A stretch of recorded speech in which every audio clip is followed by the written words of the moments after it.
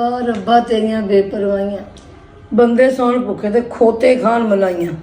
अली भाई, अगला सवाल है, हमारे सब कॉन्टिनेंट के मुआशरे में उमूमन एक जुमला बोला जाता है जुल्म खुदा का, हालांकि ये सराहतन कुफरिया जुमला है। अब तो नौबत यहाँ तक पहुँच चुकी है कि बाज़ औक़ात हमारे टीवी एंकर्स और पॉलिटिशियंस भी अपने मुखालफिन की बुराई का जिक्र करने से पहले आदतन ये जुमला बोल देते हैं जुल्म खुदा का। नाउज़ बिल्लाह ताला। अली भाई से रिक्वेस्ट है कि इस अखलाकी बुराई पर भी कुछ न कुछ ज़रूर कहें। शुक्रिया। देखें, ये बहुत बड़ा इशू है और सिर्फ इस जुमले के ऊपर नहीं, कई और बातें हमारे माशरे के अंदर जो है वो आम हो चुकी हैं जो सराहतन कुफरिया हैं। स्पेसिफिकली चूँकि इसके ऊपर सवाल हुआ, ये हमारे पंजाब के माशरे में तो पंजाबी में ये आम औरतें ये बोल देती हैं जुल्म खुदादा, नाऊज़ु बिल्लाह, जबकि पूरा कुरान इस पर गवाह है कि अल्लाह ताला ने सबसे ज़्यादा जिस चीज़ के ऊपर एम्फसाइज किया है अपनी ज़ात के हवाले से, चूँकि अल्लाह ताला ने इंसानियत को अजाब में झोंकना है अपनी नाफरमानी पे, अल्लाहुम्मा अजिरना मिनन्नार, लिहाजा कुरान में जगह जगह ये बात आई, वमा ज़लमनाहुम वलाकिन कानू हुमुज़ ज़ालिमून, हमने उन पे जुल्म नहीं किया बल्कि वो खुद अपनी जानों पर जुल्म करने वाले थे। ये टॉपिक बार बार आता है, यानी अल्लाह ताला को तो ज़ाहिर है पता है कि वो क्या करने वाला है इंसानियत के साथ जो नाफरमान है। तो जब भी नाफरमानियों के अजाब का जिक्र आता है तो अल्लाह ताला फरमाता है कि इनको जो हमने दोज़ख में फेंका है इनके अमाल के सबब, हमने इन पे जुल्म नहीं किया, इन्होंने खुद अपने ऊपर जुल्म किया है, हमारी दावत का इनकार करके, हमारे पैगंबरों की तौहीन करके, हमारी किताबों को पसे पुश डाल के। तो जुल्म के लफ्ज से तो अल्लाह को सख्त नफरत है और अल्लाह ने इसके अगेंस्ट अपने लिए जो वर्ड और सिफ्त चूज की है वो सिफ्त अदल है कि अल्लाह अदल करने वाला है, अल्लाह इंसाफ पर कायम है, इंसाफ पर कायम रहने वाले लोगों को पसंद करने वाला है। उलुल इल्म क़ाइमन बिल क़िस्त। तो अल्लाह ताला को तो जुल्म से इंतहाई नफरत है, लिहाजा अल्लाह की तरफ जुल्म की निस्बत करना यह कुफर है। और अगर किसी ने जानबूझ के की और उसे यह पता था ये वो कुफर बोल रहा है तो उसे तजदीद ईमान और तजदीद निकाह भी करनी होगी। अगर वो फिलबदी उसकी जुबान से निकल गया तो तौबा काफी है, कलमा पढ़े और तौबा कर ले। हाँ, इसकी जगह जो असल लफ्ज बोलने वाला है वो है गजब खुदा का। वो तो अल्लाह ताला बार बार कहता है मैं गजब फरमाने वाला हूं। हम सूरतुल फातिहा में भी दुआ क्या मांगते हैं, गैरिल मग़दूबि अलैहिम वलद्दाल्लीन। तो ये गजब का लफ्ज अरबी से है ना, अरबी में गज़ब है और उर्दू में गजब, दुआत को हम ज़ाद पढ़ देते हैं। तो ऐ अल्लाह उन लोगों के रास्ते से बचाना जिन पर तेरा गजब हुआ और जो गुमराह है। तो ये कहना कि गजब खुदा का, अजाब खुदा का, ये दुरुस्त है, लेकिन जुल्म खुदा का ये लफ्ज गलत है। इसी तरीके से उमूमन किसी के घर के अंदर जवान मौत हो गई तो लोग, खुसूसन जो अपने होशोवास में नहीं रहती हैं औरतें जवान बेटे की मौत के ऊपर, वो तो यहाँ तक कह देती हैं कि अल्लाह ने साढ़े घर वेख्या सी। अब ये अल्लाह ताला के ऊपर किस तरह का जुमला कसना है, हालांकि मौत का वक्त तो मुकर्रर है। तो मुसलमान कहाँ के हो? मुसलमान को तो बुनियादी अकीदा है, कुरान में ये मज़मून बार बार आया है, कुल्लु नफ्सिन ज़ाइक़तुल मौत, हर जान ने मौत का मज़ा चखना है। और फिर यहाँ तक कहा गया कि मौत जब आ जाएगी ना एक लम्हा आगे होगी ना पीछे। तो फिर इस बात के ऊपर अल्लाह ताला से गिला और शिकवा कैसा? कोई बहुत बूढ़ा हो चुका है तो लोग वर्डिक्ट देते हैं, लगता है जी अल्लाह इन्हें भूल ही गया। हाँ, अब अल्लाह की तरफ भूलने की निस्बत करना ये कुफर है।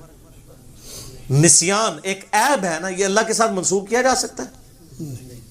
अल्लाह भूल ही गया, नाऊज़ु बिल्लाह, ऐसा नहीं। कुरान में ये जो आया ना सूरे अल हश्र के अंदर कि जो अल्लाह ताला की याद से गाफिल होते हैं, अल्लाह ताला उनको अपने नफ्सों को उनके नफ्स से भुला देता है। या इसी तरीके से अल्लाह ताला दोज़ख में जब दोस्तियों को फेंकेगा, कुरान पाक में मज़मून कई जगह आया है, तो अल्लाह ताला कहेगा कि आज हम तुम्हें उसी तरह भूल जाएंगे जिस तरह तुम दुनिया में हमें भूल गए थे।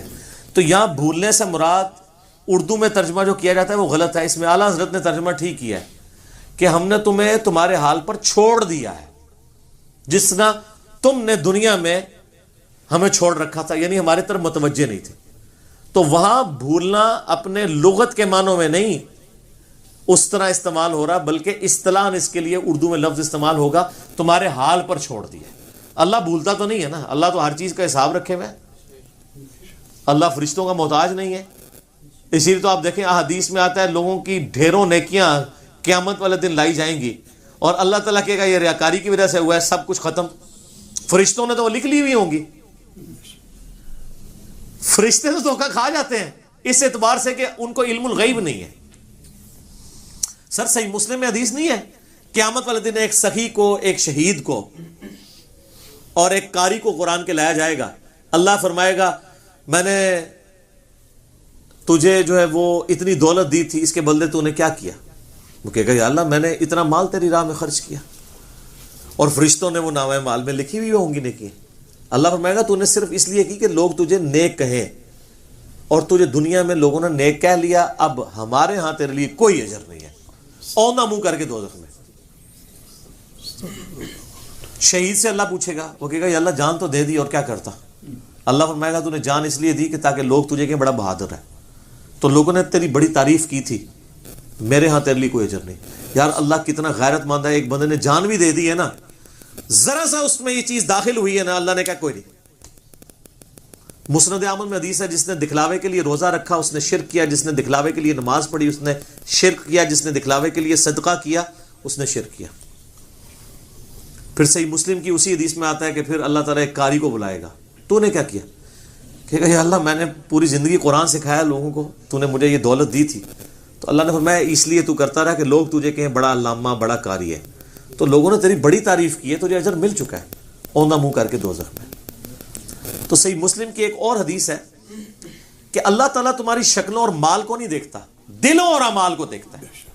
یہ جو شکلوں سے اور بڑی خوبصورت نورانی شکلیں بنا بنا کے، اور یار وہ اللہ کے بندوں آپ کسی غیر مسلم کو بھی جو ہے نا 4 دن اے سی والے کمرے میں رکھ کے خوبصورت سی داڑھی رکھوا کے تو پیاری سی پگڑی باندھ دیں تو وہ بھی نورانی نظر آنا شروع ہو جائے گا، ٹھیک ہے نا؟ یہ اس سے آپ پبلک کو دھوکہ دے سکتے ہیں، اللہ کو نہیں۔ اللہ کے لیے شکلیں کوئی میٹر نہیں کرتی، کوئی شکلیں تو اس نے خود بنائی ہیں، کسی کو سفید رنگت دی، کسی کو کالی دی، کسی کے ہونٹ موٹے بنائے، کسی کے باریک بنائے، کسی کا ناک موٹا بنا دیا۔ حضرت بلال حبشی ہمارے سب کانٹیننٹ کی ڈاکٹرن میں خوبصورت تو نہیں ہو سکتے، یہاں تو باریک ہونٹوں والے کو، پتلی ناک والے کو اور صاف رنگت والے کو خوبصورت سمجھا جاتا ہے۔ حبشی میں تو اس طرح کی کوئی چیز نہیں ہوتی ہے، لیکن صحیح بخاری اٹھا کے دیکھ لیں، حضرت عمر کہا کرتے تھے ابو بکر ہمارے سید ہیں جنہوں نے ہمارے سید بلال کو آزاد کروایا۔ سبحان اللہ۔ تو اللہ تبارک و تعالیٰ کے ہاں تو کرائٹیریا بالکل ڈیفرنٹ ہے، ہم لوگوں نے کرائٹیریا بالکل کوئی اور بنائے ہوئے ہیں، لہذا زبان کو بڑی احتیاط سے استعمال کریں۔ صحیح بخاری اور صحیح مسلم دونوں میں حدیث موجود ہے، نبی صلی اللہ علیہ وآلہ وسلم نے فرمایا کہ بعض اوقات انسان پوری زندگی جنتیوں والے اعمال کرتا رہتا ہے حتیٰ کہ جنت سے ایک بالشت رہ جاتا ہے، اور اپنے منہ سے کوئی ایسا کلمہ نکال دیتا ہے کہ دوزخ کے اندر پہنچ جاتا ہے وہ، استغفر اللہ تو بولے۔ تو یہ اس طرح کے کلمات نکالنے سے ایسا ہو جاتا ہے نا، تو اس لیے ڈرنا چاہیے کہ انسان اپنی زبان کو کہاں پہ استعمال کر رہا ہے۔ خصوصاً اللہ اور اس کے رسول کے معاملے میں آپ مذاق بھی نہیں کر سکتے۔ سورہ توبہ کے اندر بھی آتا ہے نا کہ وہ منافقین جو ہیں وہ بھی نبی علیہ السلام کے ساتھ اس طرح کی گفتگو کرتے تھے، اگر کوئی کاؤنٹر کوشچن ہو جاتا تو کہتے ہم تو مذاق کر رہے تھے۔ تو اللہ نے اتنا سخت فتویٰ دیا، کیا اللہ اس کا رسول ہی رہ گئے کہ تم ان سے مذاق کرو؟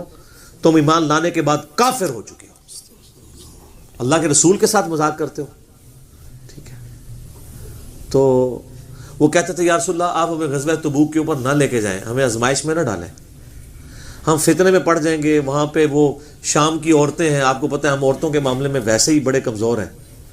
ہائے ہائے ہائے، اللہ نے فرمایا تم فتنے میں وہاں پہنچے بغیر ہی پڑ چکے، اس سے بڑا کیا فتنہ ہوگا کہ رسول اللہ کے ساتھ غداری کر رہے ہو۔ آج نبی علیہ السلام کی جان سے بڑھ کر کوئی اور تمہیں چیز ہونی چاہیے تھی، اپنی جانیں ان کے لیے نچھاور کرتے، تو فتنے میں تم پڑ چکے کہ تم نے اپنی جانوں کو رسول اللہ کے اوپر ترجیح دے دی ہے، وہاں جا کے کیا فتنے میں تم نے پڑھنا ہے۔ ہمارے ٹی وی اینکرز بھی اور religious so called scholar modern بعض اوقات اسلام کے معاملات کے اندر اس طرح کی گفتگو کرتے ہیں کہ وہ اپنی طرف سے تو علم جھاڑ رہے ہوتے ہیں، حالانکہ جہالت ہی جھاڑ رہے ہوتے ہیں، اور کئی لوگوں کا ذہن خراب کرتے ہیں اور اپنی آخرت برباد کرتے ہیں. بعض اوقات انٹینشنلی بھی کرتے ہیں، بعض اوقات ان انٹینشنلی بھی. یہ پچھلے دنوں اسلامی سزاؤں کے حوالے سے جاوید چودھری صاحب کا جو ایک کالم انہوں نے لکھا تھا، میں نے اس کے اوپر ریکارڈنگ کروا دی تھی. کئی لوگوں تک ماشاءاللہ وہ پہنچی ہے کہ یار احتیاط سے اپنی زبان کو استعمال کریں. اسلام کے اوپر گفتگو کرتے ہوئے، دین کے حوالے سے گفتگو کرتے ہوئے کوئی ایسے الفاظ استعمال نہ کریں جس میں جو ہے نا وہ کفر کا پہلو نکلا ہے. تو یہ ظلم خدا کا بولنا یہ کفر ہے. اسی طریقے سے اکثر آپ پنجابی میں محاورہ سنتے ہیں، اردو میں بولا جاتا ہے پہلے پیٹ پوجا پھر کام دوجا. یہ بھی کلمات کفر ہے. پیٹ کی پوجا کرنا، اللہ کے سوا تو کسی کی پوجا نہیں ہے. اگر آپ کہیں جی نہیں پیٹ پوجا سے مراد جو ہے وہ کھانا پینا ہے، تو اس کے لیے پوجا کا لفظ تو نہیں استعمال ہوتا. میں پھر سورہ توبہ کی وہ آیت کوٹ کروں گا کہ اللہ اس کا رسول ہی رہ گئے ہیں کہ تم مذاق کے طور پہ ان کے لیے الفاظ استعمال کرو. اردو میں محاورہ بولا جاتا ہے میری انتڑیاں قل ہو اللہ پڑھ رہی ہیں. کوئی اور الفاظ استعمال کر دیں آپ، نہ دین کے معاملات کو بیچ میں لے کے آئیں. پیٹ پوجا کا لفظ استعمال نہ کریں. اسی طریقے سے کئی ایک گانے ہیں جو ہمارے نوجوان گنگنا رہے ہوتے ہیں اور ان میں کلمات کفر موجود ہوتے ہیں. اب مجھے وہ گانے آتے نہیں ہیں، کبھی کبھار کبھی میرے کان میں پڑ جائے تو میں پریشان ہو جاتا ہوں کہ یار یہ کیا الفاظ ہیں، اور لوگ گنگنا بھی رہے ہوتے ہیں اور ان کو یہ خبر بھی نہیں رہتی کہ اس کی وجہ سے ان کا عقیدہ ہی خراب ہو گیا. کبھی محبوب کے لیے کہہ رہے ہوتے ہیں سجدہ کریں تجھے، ٹھیک ہے جی، اور کبھی کچھ الفاظ استعمال کر رہے ہوتے ہیں. وہ میرے خیال ایک عام مسلمان فوراً جج کر سکتا ہے کہ یہ کلمات کفر ہیں.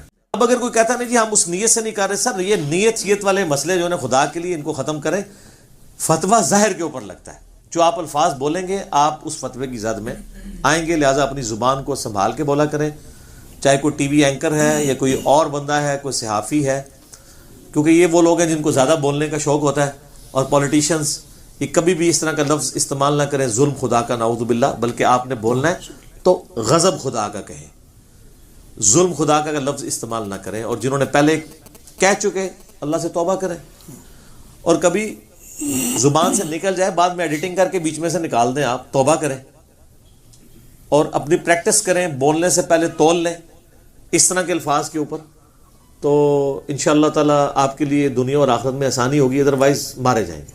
ٹھیک ہو گیا. جزاکم اللہ.